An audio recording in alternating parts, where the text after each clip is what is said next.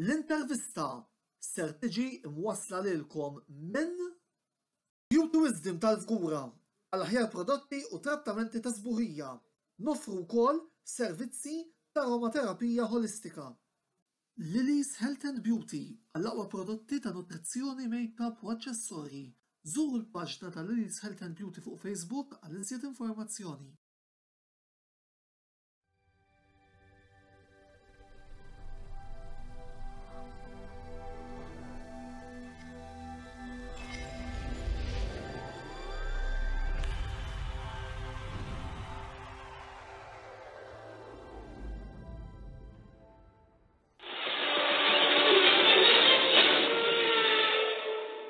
Antonello Belesen milkom u jilqakom għad-9 programm mis-sensiela L-Intervista. Illum ser ikollna l-ewwel minn sensiela ta' 3 programmi fuq il-motorsports li dan il-programm ser joffrilkom matul ix-xahar ta' Marzu. Illum fil-fatt ser nitkellmu fuq il-kategorija tal-Formula 2 li ser tibda s-27 ta' Marzu li ġej f'Sakir ġewwa l-Baħrejn. Għal dan il-għanmi fuq il-panel illum ser ikolli żewġ dilettanti mhux biss tal-motorsport iżda wkoll segwaċi ta' din il-kategorija li huma Noel Borch u il-preżentatur ta' Radio 103 kif ukoll ko-kommentatur ta' tlilaq ta' Velocity Esports Racing Efrom Tabone. Għaldaqstant, immorru biex mill-ewwel naraw l-intervista ta' din il-ġimgħa u nisimgħu ftit x'għandhom xejdulna Noel u Efrom mhux biss il-kampjonat tal-Formula 2 ta' din is-sena, iżda wkoll inħarsu ftit lura u nieħdu xi ftit kummenti minn għandhom fuq il-kampjonat tas-sena li għaddiet li ntrebaħ minn Mick Schumacher. Efrom u Noel nsellmilkom u nirringrazzjakom tal-li joġobkom tattendu għall-programm tal-lum. Nixtieq nibda l-programm tal-lejla billi nsaqsikom domanda ġenerali. X'wassalkom biex tibdaw issegwu l-kampjonat tal-Formula 2? Tibda inti Efrom. Jiena bażikament il-Formula 2 vera ħakka bdejt insegwiha, ġifieri kont qed ninteressa ruħi li nitla' hemmhekk biex naraw wkoll l-ewwel Grand Prix. U bdejt nara li fil-programm dawn il-Formula 2 u Formula 3 u fil-fatt fuq television ma kienux qabel qed jibbroadcastjaw ir-races tagħhom meta konna naraw ġifieri fuq television dejjem rajna l-Formula 1 biss, però fil-verità il-Formula 2 u l-Formula 3 ukoll jiġu broadcasted issa daw l-aħħar sentej issa ilhom jiġu broadcasted, però xorta għadha xi sabiħ immens fejn tara daw id-drivers kollha għadhom żgħar jien bdejt naħseb nifowja il-Formula 2 meta kien hemm Charles Leclerc rebaħa, ġifieri qed ngħidu back to 2017 meta rebaħ Leclerc. Mbagħad wara li ovvjament rebaħa mat mal-ewwel mar mal-Alfa Romeo, ġifieri rajna anke Lando Norris mar mal-McLaren dak iż-żmien. Ġifieri nemmen li l-Formula 2 hija l-first step biex tidħol għall-Formula 1. U hija xi ħaġa sabiħa wkoll li tara daw id-drivers tal-Formula 2 kollha kemm huma jikkompetu b'karozzi vera simili. U anki apparti ma karozzi ħafna simili u ma karozzi kollha li skont kemm għandek skill inti wkoll fl-aħħar mill-aħħar ħadmur tajjeb u tara kemm ikunu close ħafna ta' xulxin ukoll. Ħaġa grazzi tal-istedina. Jiena bħala fan tal-motorsport in ġenerali ninsegwi il-Formula 2 anke l-Formula 3. Minn żmien naħseb il-GP3, ġifieri minn żmien li jisu rebaħ Hamilton. 17 xaġa, le 2007. 2006 fl-2007 wkoll Hamilton. Xaġa. Ġifieri daqshekk. Nemmen li huma importanti ħafna bħal huma anke kategoriji oħrajn. Jgħinu ħafna biex jimmaturaw id-drivers u jieħu l-livell tal-Formula 1. Noel, jekk immorru lura għall-kampjonat tas-sena li għaddiet, taqbel mija jekk ngħidlek li Mick Schumacher kien iċ-champion tal-konsistenza? Naqbel, biss. Schumacher jien daqsxejn biased għax fan ta' Schumacher, imma daqsxejn għamlak wkoll fil-bidu tal-istaġun speċjalment. Fl-Awstrija kellu il-problema splodilu extinguisher u kellu problemi oħrajn jien naf pit-stops eżempju. Ġifieri qed jiġini wkoll frasi l-inċident li kellu ma' Schwarzman jidher li f'Silverstone ukoll. Eżatt ukoll, jiġifieri ifhem. Rebaħ nemmen bil-ħila vera tiegħu għax u għandu tendenza jien ninsegwih minn żmien li kien suq il-go-kart. Ġifieri kont insegwi fuq il-websites Ġermaniżi. U għandu tendenza li jisu l-ewwel season ikun daqsxejn green. U mbagħad ma nofs it-tieni season li jkun kampjonat nofsu jisu f'daqqa waħda jsir xi ħaġa u jibdilha. Ġifieri kważi unstoppable jiġi. Dejjem hekk kien, ġifieri niftakru għannejjed minn il-go-karts, dejjem dak it-tip kien.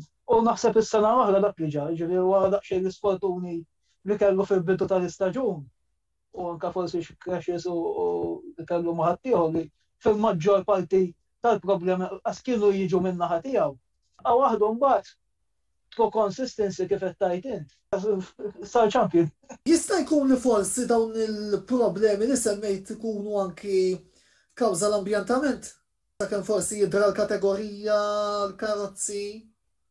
Jista' jkun, ta' Efrom, naf li s-sena li għaddiet inti kont qiegħed tappoġġja ħafna lil Callum Ilott, iżda mhux tal-li tilef il-kampjonat tal-li la se naraw fil-Formula 1 u inqas fil-Formula 2 din is-sena ħlief għal dak il-post ta' sewwieq ta' riserva u żvilupp li ser ikollu fit-tim tal-Ferrari. Kemm taħseb li din is-sitwazzjoni hija frustranti għal sewwieq żagħżugħ u ta' talent bħalma huwa appuntu s-sewwieq Ingliż?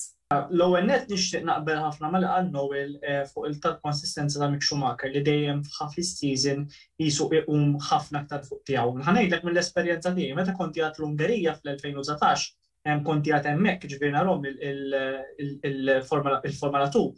Rajt li Mick Schumacher rebaħ it-tiġrija tal-feature race, ġifieri dik kienet l-ewwel rebħa li kellu sissa fil-karriera tiegħu fil-Formula 2.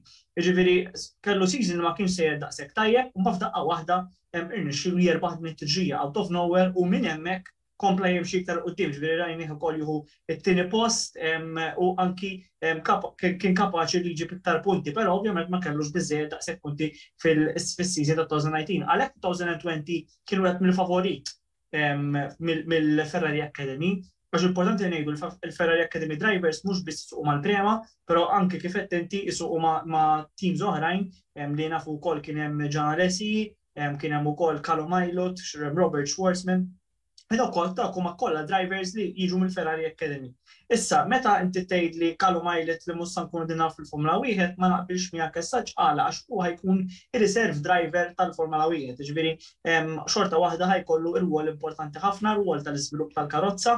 Naħseb din is-sena kif qalu wkoll sabna tal-velocity waqt li nkunu qegħdin nitkellmu bejnietna, ir-reserve driver naħseb ħajkun wieħed mill-iktar irwoli importanti għax hekk ħajkun hemm xi każijiet tal-COVID min-naħa ta' drivers mal-ewwel reserve driver ħajkollu li jkun preparat u jidħol ġol karozza. Ġifieri ħankunu naraw mal-ewwel ukoll jikkompeti f'din il-kompetizzjoni. U ovvjament ma tkun tikkompeti f'karozza Ferrari, ġifieri mhux tkun tikkompeti f'karozza ta' kwalunkwe. Issa, jekk forsi tgħid li Callum Ilott kien żventurat u ġie frustrat, naħseb jiena Callum Ilott hawnhekk dejjem rajni bl-aqwa skill tiegħu li jimmanage tires tajjeb ħafna u jagħmellek race li jaħraq il-kulħadd, però il-problema li kien hemm ta' dan id-driver huwa li xi kultant l-attitudni tiegħu ma bdietx timxi sew ma' dak li jgħid it-tim tiegħu. Fil-verità, fil-fatt anki l-Universe Racing ma rridux iżommuh magħhom dan il-persuna, wara li ovvjament kien ilu sentej ukoll, ġifieri importanti li ngħidu din Antonio li dan il-persuna kien ilu sentej fil-Formula 2 u ovvjament wara sentej m'intix ħadd tkun qed tibqa' issuq fil-ġisma. Fil-fatt wieħed mill-itwal drivers li dam fil-Formula 2 kien Luca Ghiotto li sena d-dieħla mhux se narawh ukoll fil-Formula 2. Nemmen ukoll li Callum Ilott ġietu ċans u l-opportunità biex ikun iktar viċin ta' Maranello u viċin ukoll tal-karozza tal-Ferrari biex jipprova kemm jista' jkun jipprepara ruħu.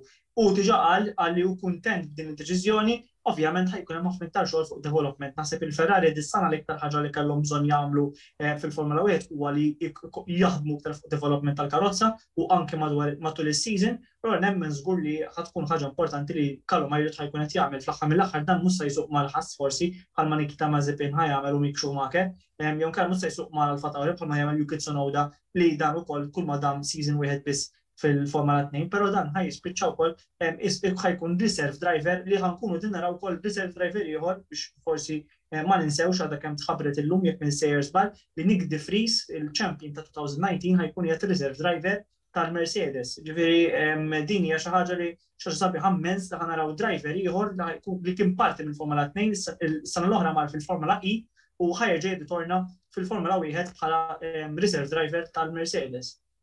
Għal-fini ta' kronika wkoll tajb li ngħidu li De Vries tal-li rebaħ il-kampjonat tal-2019 tal-li id-domina fil-fatt iżda iva milli li konna naraw l-sewwieq Olandiż jirbaħ appuntu tlielaq. Fil-fatt huma kienu jgħidulu the young Verstappen għal Nick de Vries għax kulħadd kien jissapportjah u kulħadd jaf li bil-karozza li kellu mat-tim tiegħu tad-dams li seta' ġifieri jagħmel l-impossibbli. Imma domanda li jmiss, mis-sena li għaddit l-hawn fil-fatt kif diġà ċenna Efron kellna 3 sewwieqa li mill-Formula 2 għamluha bħala sewwieqa titolari tal-Formula 1 qed nirreferi għal Mick Schumacher u Nikita Mazepin li ser jingħaqdu flimkien mat-tim tal-ħass u Yuki Tsunoda li din is-sena ser jkun qed isuq mal-Alfa Tauri. Din hija domanda li nixtieq naqassam fit-tnejn. Tefhem nixtieq inkun naf kemm jaħsebu li l-Formula 2 qedtejn biex is-sewwieqa jippreparaw irwieħhom għal pressjonijiet li l-Formula 1 toffri. Voldiri id-domanda minnaħa tiegħek se tkun tiffokalissa fuq il-lenti tas-sewwieq. Noel min-naħa l-oħra nixtieqek sakemm qed jitkellem Efron tilħaq taħseb fuq l-importanza għat-timijiet tal-Formula 1 li jkollhom diversi sewwieqa tal-akkademja tagħhom li jkunu qegħdin jitħarġu fil-Formula 2. Voldiri min-naħa tiegħek Noel irridek tikkonċentra fuq il-lenti tat-timijiet. Infakrukom ukoll li hemm diversi akkademi illi itellaw sewwieqa għandna l-Akkademja tal-Ferrari u l-Akkademja tal-Alpin li dis-sena ser ikunu rappreżentati id-driver lineups sentuhomkom ukoll fit-tieni parti tal-programm kellna xi ftit ta' żmien ilu l-McLaren li Lando Norris kienu qed irawwuh mat-tim tal-Carlin u fil-passat ukoll anki Lewis Hamilton illi iggradwu mill-Akkademja tal-McLaren imma insomma ejja ħalli immorru lura għal domandi illi għandna ħanibda bik Efron u il-preparazzjoni tas-sewwieqa għall-Formula 1 permezz tal-Formula 2. Ejja ħanidu mis-season li għadda, s-season li għadda x'ġara. Season li għadda kellna li rajna wkoll drivers li ma kinux qegħdin fil-kompetizzjoni, però xorta waħda irnexxilhom kollhom sit għal race waħda biss qed nirreferi għal dik ta' Bahrain. Kellna l-Jack Aiken li qatt ma rajnih isuq fil-Formula 1 u irnexxielu dan wara li kien għamel 3 snin fl-Akkademja ta' Renault, irnexxielu li fl-ewwel sena tiegħu mal-Williams, l-Akkademja tal-Williams, spiċċaw wkoll irnexxielu jsuq għal dan it-tim flok George Russell peress li George Russell kien ħappost Lewis Hamilton. Naħseb hemm drivers oħrajn li huma kollha kemm huma jekk jiġihom iċ-ċans ħajjeħduh bħal m'hemm Zoe wieħed mid-drivers Renault Academy driver li nemmen li huwa kapaċi jkun ukoll parti mill-Alpine team peress li naħseb ukoll huwa tista' tgħid wieħed minn dawk li qatt ma rajna forsi l-potenzjal tiegħu daqshekk fil-Formula 2, però dejjem kien konsistenti f'dak li jidħol riżultati u anke driving, jiġifieri strateġiji dan dejjem ħadimhom kif suppost u dejjem ukoll mar tajjeb, kien u ġid 5 sena l-oħra. Però nieħdu din is-sena ħajkollna 3 drivers li tafu li 3 drivers li huma kollha tajbin, huma kollha li kapaċi jikkompetu. Forsi ma naqbilx daqshekk li tnejn minnhom qegħdin fl-istess team għax ovvjament ħajkollok kompetizzjoni iktar ħarxa u m'għandekx first jew second driver li dik ma tantx naqbel magħha f'team tal-Formula 1 peress li nafu wkoll kemm jista' jkun ittellef meta jkun hemm xi inċident bejniethom daw it-tnejn. Però Mick Schumacher u żgur li naħseb jiena ismu jgħinu ħafna biex ikun magħżul mit-timijiet li ovvjament għandhom x'jaqsmu mal-Magna Ferrari bħalma qed naraw ġifieri ħajkun qed jikkompeti fil-ħass. Ovvjament jekk tgħid li jekk kienx preparat biżżejjed jiena ngħidlek li kellu bżonn sena oħra fil-Formula 2 Mick Schumacher għax nemmen li għadu mhux daqshekk preparat biex isuq bħala dik il-pressure tal-Formula 1. Però naħseb li u ovvjament ġie ċans li ovvjament il-ħassa l-ewwel darba wkoll importanti ngħidu li l-ħass l-ewwel darba li taw iċ-ċans il-driver tal-Formula 2 biex jieħu sehem magħhom għax daw ma kienu meta kulħadd biddel ir-roster tal-drivers tagħhom fil-fatt wieħed mill-ftit timijiet li qatt ma rnexxielu jom kif reserve driver li daħħal tim tal-driver tal-Formula 2 kien il-ħass. Ġifieri issa l-ħass bidlu kollox, ovvjament hemm Nikita Mazepin li naħseb jiena wkoll kulħadd jaf li missieru huwa wieħed mill-tista' tgħid back owners tal-ħass issa wkoll, ġifieri tgħinu wkoll fl-aħħar mill-aħħar u nafu li Mazepin ukoll kien jagħt kontroversji qawwija u li ħafna min nies ma rridux ikun fil-Formula 1, però xorta waħda huwa driver kapaċi, driver qabla ħafna u naħseb ukoll Antonello importanti li ngħidu li fl-aħħar riżultati li kellu Mazepin alla volja kellu xi ftit inċidenti xorta waħda dejjem kien konsistenti fil-punti, ġifieri xorta waħda nemmen li dan it-driver ikun tajjeb. Min-naħa l-oħra Yuki Tsunoda naħseb jiena li ħanaraw xi ħaġa li tipo inna ma naraw driver Ġappuniż ġew karozza Honda u anki xi ħaġa bellezza li ħankun din naraw il dan id-driver li għandu żgħir ħafna, però xorta waħda jidher li għandu potenzjal enormi. Season wieħed biss kellu bżonn ġol Formula 2 wara li kien jgħid fil-Formula 3 u spiċċaw koll ġifieri biex ħapostu fl-Alfa Tauri. Rriduh ħafna peress li ovvjament il-Honda hija Ġappuniża u driver Ġappuniż u anki ħankunu din naraw issa dan id-driver x'ħajofri ma' dan it-tim wara li nafu li hemm ħafna drivers li huma kapaċi jsuqu mal-Alfa Tauri wkoll peress li huma l-junior team tar-Red Bull, fri importanti li jipprova jaqdef ukoll dan id-driver. Minna għal nixtieq insemmi wkoll driver ieħor li ma tantx rajna potenzjal minnu huwa driver tal-Williams fil-fatt Latifi. Nicolas Latifi huwa driver ieħor li jiġi. Però Efro, lil mill-sewwaq tal-Formula 1 dak ma tista' jkollna programm apparti. Xtaqt li nerġa' mmuru għas-suġġett ta' kemm il-Formula 2 qed tgħin lis-sewwieqa biex jippreparaw għall-pressjonijiet u anke l-avventura tal-Formula 1. Xtaqt li jinżommu naqra fuq livell ġenerali. Le, eżattament, ma għalhekk qed ngħidlek ġifieri Latifi eżempju kien huwa driver li meta daħal fil-Williams ma kienx għadu preparat, ġifieri ma kienx preparat għal pressjoni fil-fatt rajn jagħmel diversi żbalji fl-ewwel tracks test tal-Awstrija naħseb anki tiftakar konna rajni ġifieri jispinja u anki jispiċċa jkisser il-karozza qabel ma beda s-season stess da. Ġifieri meta qed tara daw id-drivers li mhux kollha kemm huma konsistenti sewwa hemm ħafna minnhom li forsi ma kinux tasib preparati u hemm minnhom li huma preparati. Nemmen li dejjem tidħol l-abilità ta' driver iktar milli l-abilità ta' team li jippreparhom. Ġifieri naħseb jiena il-pressjoni ta' jekk inti tkun ma' team bħal McLaren mhux se jkun l-istess pressjoni bħalma jkollok team tal-ħass eżempju, għax ovvjament il-ħass mhux se jkollhom l-istess expectations bħal m'għandhom il-McLaren. Minnaħa tiegħek l-importanza għat-timijiet tal-Formula 1 li jkollhom is-sewwieqa tal-akkademja tagħhom li jkunu qegħdin jitħarġu ħanejdu hekk fil-Formula 2. Hija proving ground importanti ħafna Formula 2. Anke Formula oħrajn, minn kategoriji oħrajn, imma il-fatt li isu itelqu fuq l-istess ċirkwiti tat-timijiet il-kbar tal-Formula 1 u li qegħdin jieħdu dik l-esperjenza anke t-timijiet qed jarawhom first hand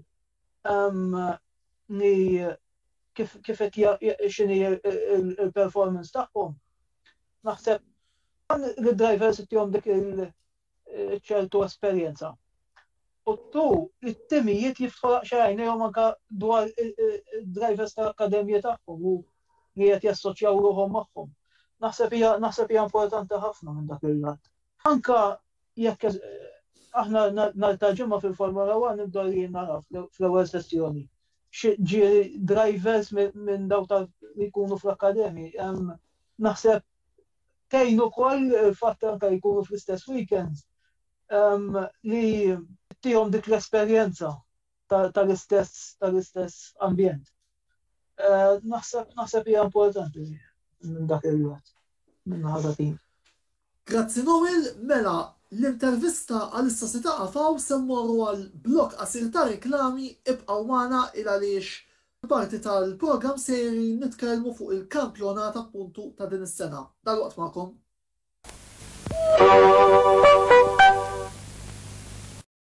Beauty Wisdom tal-Żgura għal aħjar prodotti u trattamenti ta' żburija. Nofru wkoll servizzi ta' aromaterapija holistika.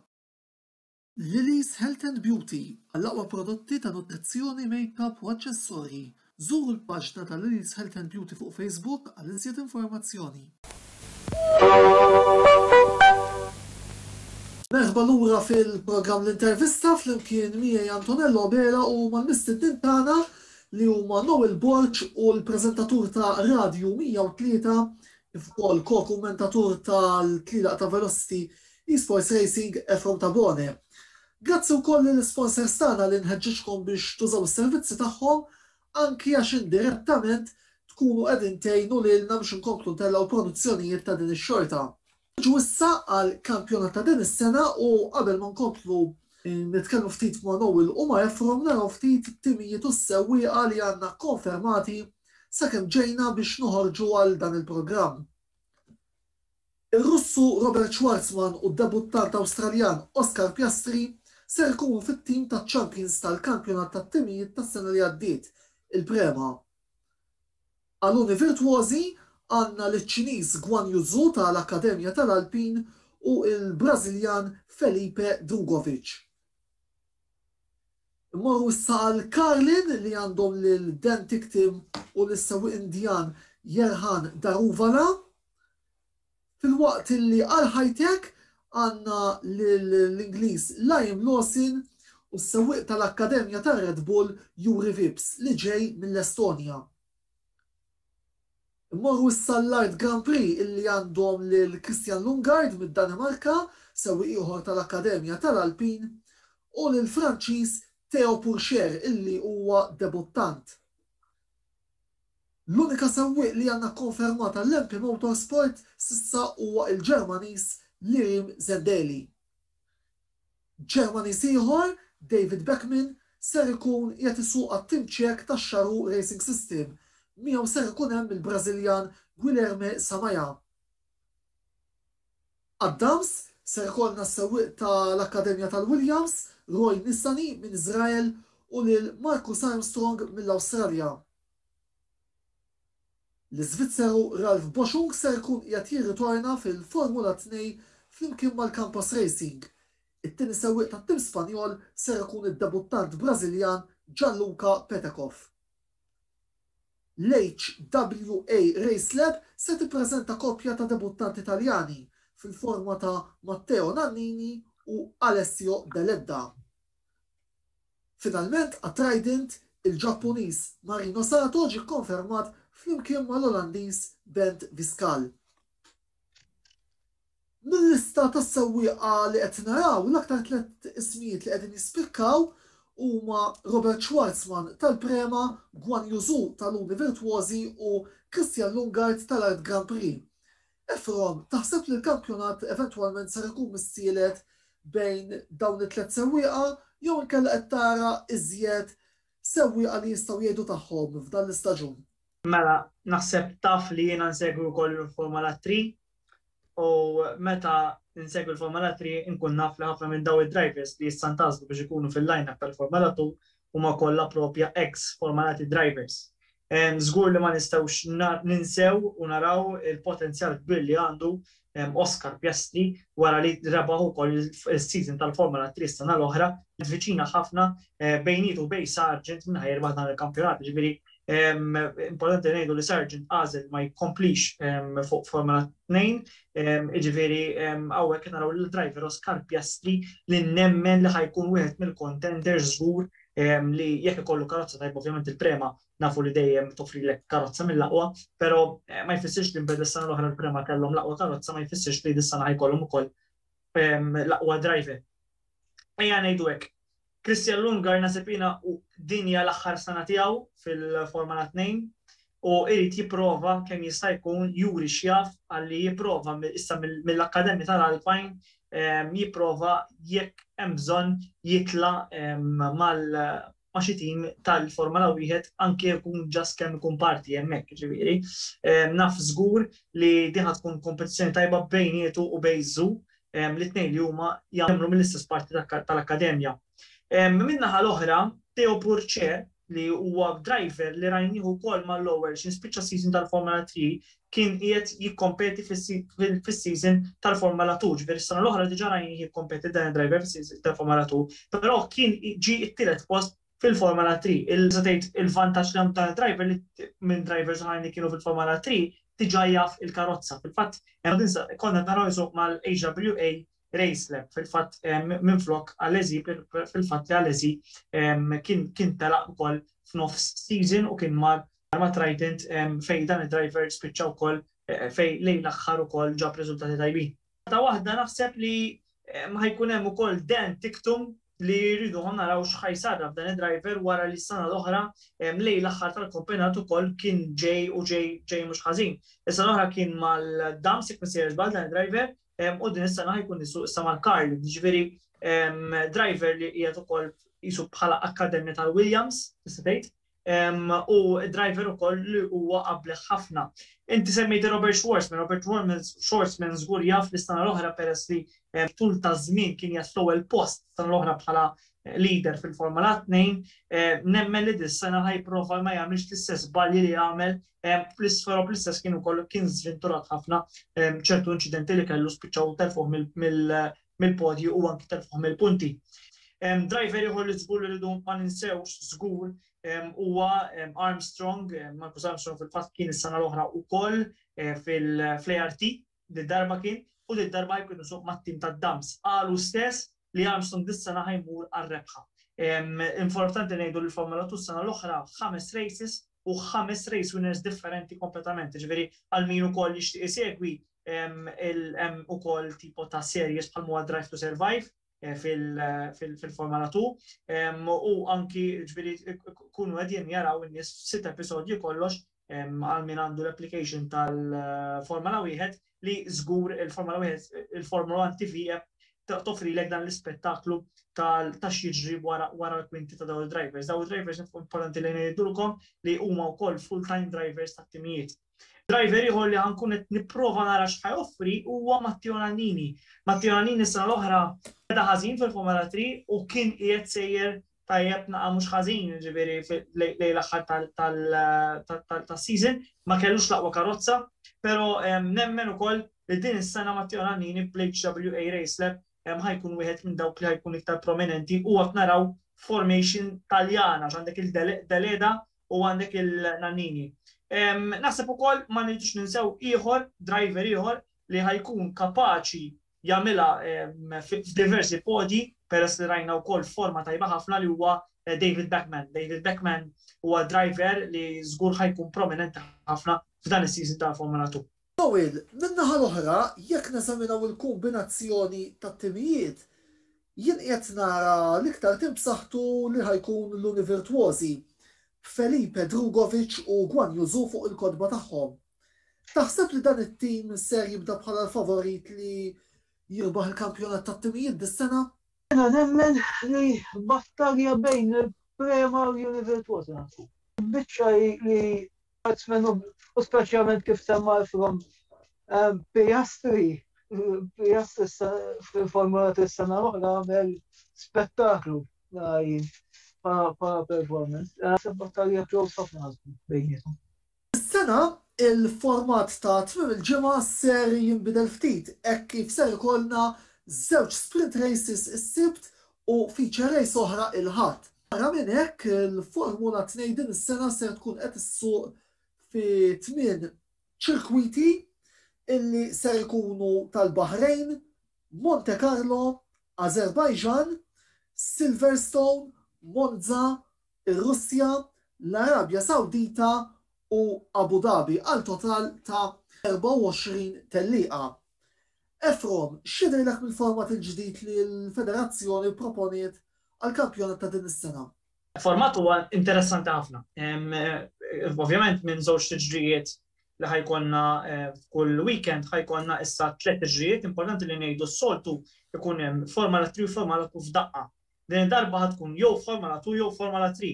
Ġifieri mhux se jkollhom l-istess track dawn id-drivers, ġifieri ħatkun xi ħaġa sabiħa li ħajkunu daw id-drivers li ħajkunu qegħdin jippruvaw mal-ewwel jagħmlu l-aqwa ħinijiet, ġifieri huma ħajkunu l-ewwel nies li ħajkunu din isuqu wkoll tiġi soltu l-Formula 3 jkunu lower race, din is-sena il-Formula 2 ħatkun tistejt lower race li ħajkun hemm fil-ġismu. Sakemm jekk sejjer ballu wkoll ħajkun hemm il-Formula tan-nisa li jista' jkun tkun qabilhom ukoll.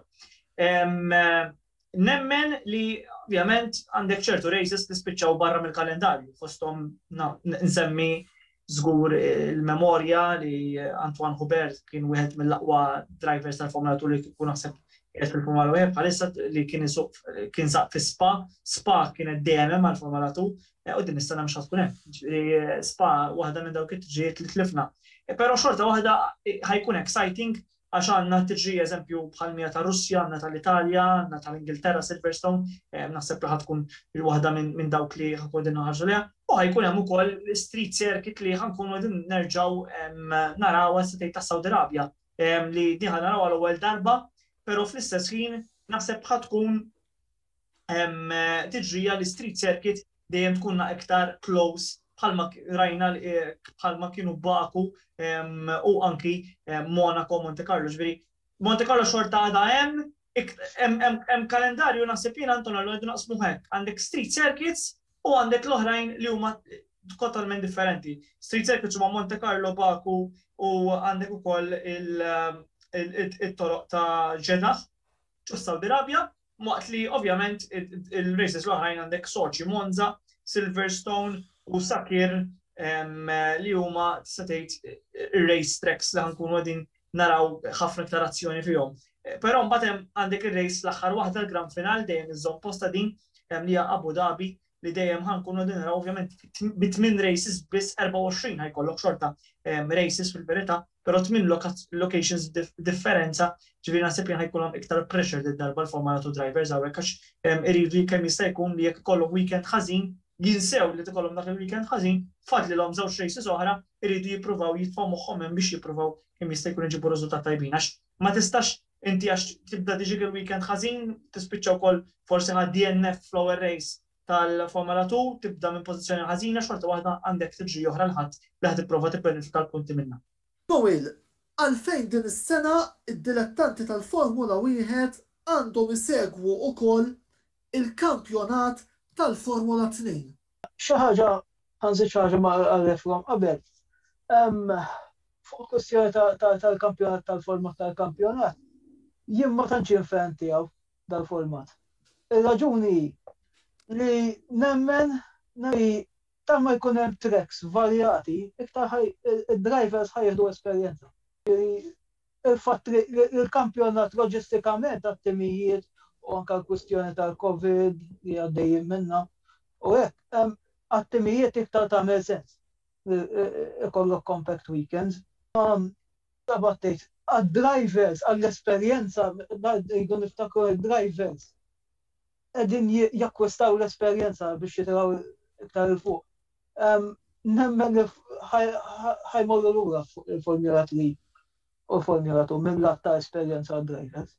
Issa, xi ħaġa għax għandhom isegwu, jiena insegwu iktar il-Formula 3 u l-Formula 2. Għal raġuni li ġeneralment kważi ma tistax tgħid minn ħajirbaħ. Ġifieri għandek is-sewwieqa li huma eminenti li huma tajbin ħafna.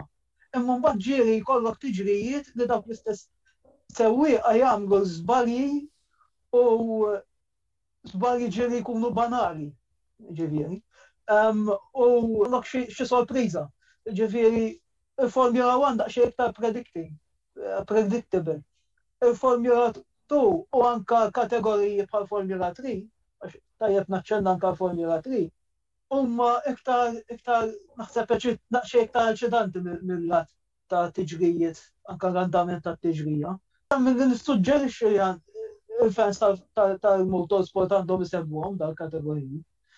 Forsi xi ħaġa Antonello ma li qal Noel, skużani ġifieri li nixtieq nżidha di, però importanti kien qed jgħid Noel, hawnhekk ħanaraw gaps kbar bej il-Formula 2 u l-Formula 3. Ġifieri jekk inti f'weekend ħajkollok il-Formula 2 tkun tistenna 4 ġimgħat biex tiġi tara race oħra tal-Formula 2.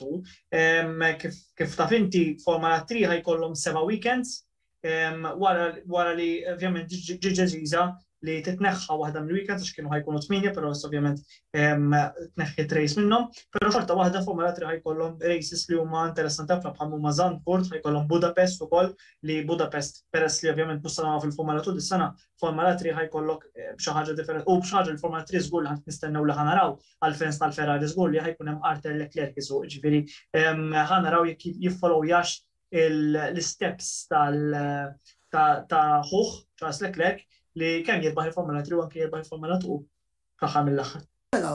Fatt naqbel miegħek Efrom illi se tkun xi ħaġa interessanti għal fejn tħobb il-Formula 3 biex naraw Arthur Leclerc se jagħmel, però naqbel ukoll ma nawwil li il-fatt li r-riżultati huma imprevedibbli jistgħu wkoll ħajru lil dak li jkun biex isegwi il-Formula 2. Kategorija li anki aħna fuq il-menti soċjali tagħna ta' Antonello Sports Blog bħalma minna s-sena l-oħra ser nippruvaw nkopru bl-aħjar mod possibbli. Neġu issa għall-aħħar domanda. Nixtieq nieħu minn għandkom hija naħseb domanda obbligatorja żewġ proviżjonijiet. L-ewwel nett irrid isem wieħed ta' min taħsbu li ser jirbaħ il-kampjonat ta' din is-sena. U t-tieni jekk tarawx xi sewwieq mill-lista attwali illi ser nexxielu jagħmel il-grad u fl-2022 naraw fil-Formula 1. Ħanibda bik Efrom. Tkun diffiċli għala, għax naħseb jiena s-sena d-dieħla mhux nkun naraw ħafna driver changes minnaħa ta' Formula 1. Forsi vera ħanaraw diversi timijiet li jinbidlulhom id-drivers, però jista' jkun forsi jinbidlulhom bejniethom, mhux jinbidlu kompletament. Però nemmen li u jew kellha ħanejt nixtieq nara lil Zo ma' xi tim tal-Formula 1 u nemmen li bħala kampjonat jerbħu il-driver tal-Prema Racing Robert Schwarzman. Għax nemmen ukoll li huwa l-iktar wieħed naħseb vantaġġuż u jekk ma jkollux ovvjament inċidenti nemmen li jkun l-iktar driver prominenti alla volja kif qed ngħidu l-Formula 2 hija dejjem tara rebbieħa differenti kif qed ngħidu ħajkollok 3 races li ovvjament ħajkollok żewġ sprint races u feature race li r-riżultat dejjem ħajdeterminaw strateġiji differenti li daw kollox ukoll fl-aħħar mill-aħħar kemm jifilħu iktar pressure għax biex ikollok żewġ races ġurnata waħda mhix faċli Antonello, ġifieri qegħdin naraw li daw ħajkollok iktar pressure għad-drivers. Però xorta waħda nemmen li qedlek kif qedlek Christian Lundgaard ħajkun wieħed minn dawk it-top 3 li ħannaraw din is-sena fil-Formula 2. Jien minn naħa tiegħi naqbel ma' Efrom fuq Żu.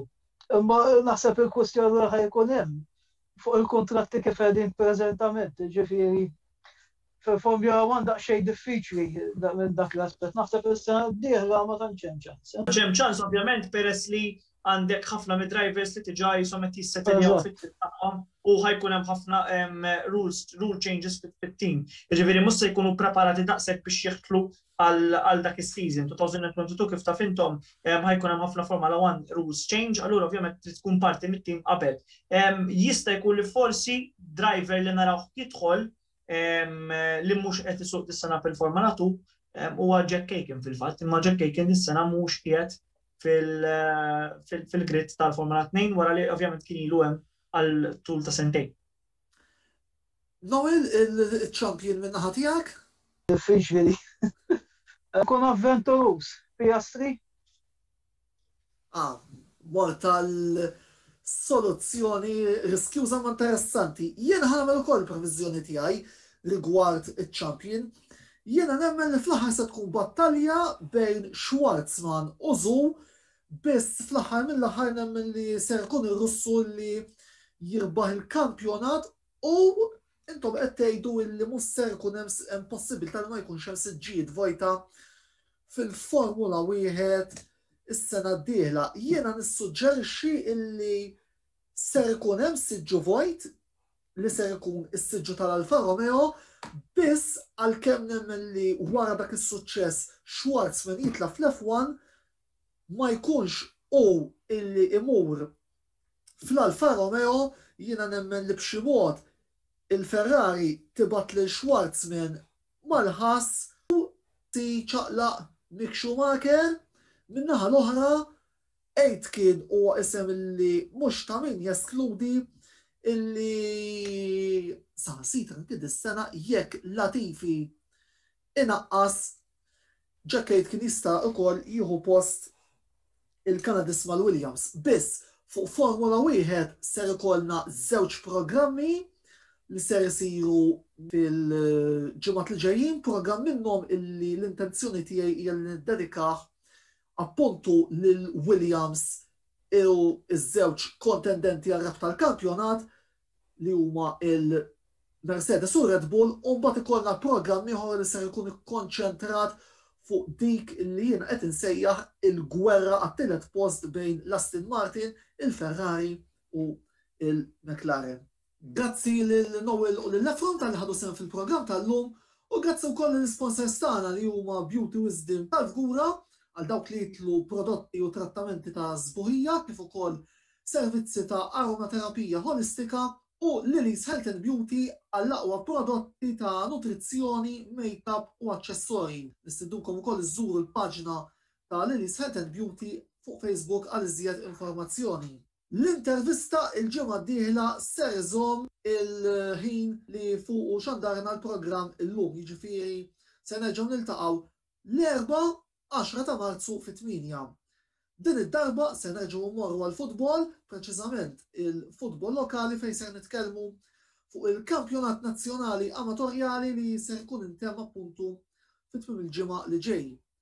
Infakkarkom ukoll biex tkomplu segwu l-kontenut kollu li Antonello Sports Blog joħroġ fuq il-netwerk tiegħu, id-dettalji tal-medja soċjali kollha tagħna se ssibuhom ukoll fis-sigla finali. Sakemm nerġgħu niltaqgħu jiena Antonello Bela nsellmilkom, nagħmel appuntament magħkom bil-programm l-intervista għal bħallum ġimgħa u ħudu ħsieb.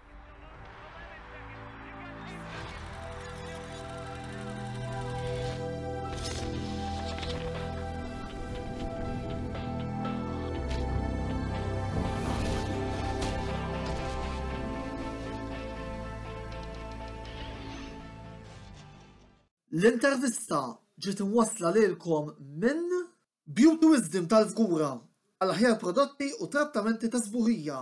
Noffru wkoll servizzi ta' aromaterapija holistika. Lily's Health and Beauty għal aqwa prodotti ta' nutrizzjoni, make-up u aċċessorji. Żuru l-paġna ta' Lily's Health and Beauty fuq Facebook għal iżjed informazzjoni.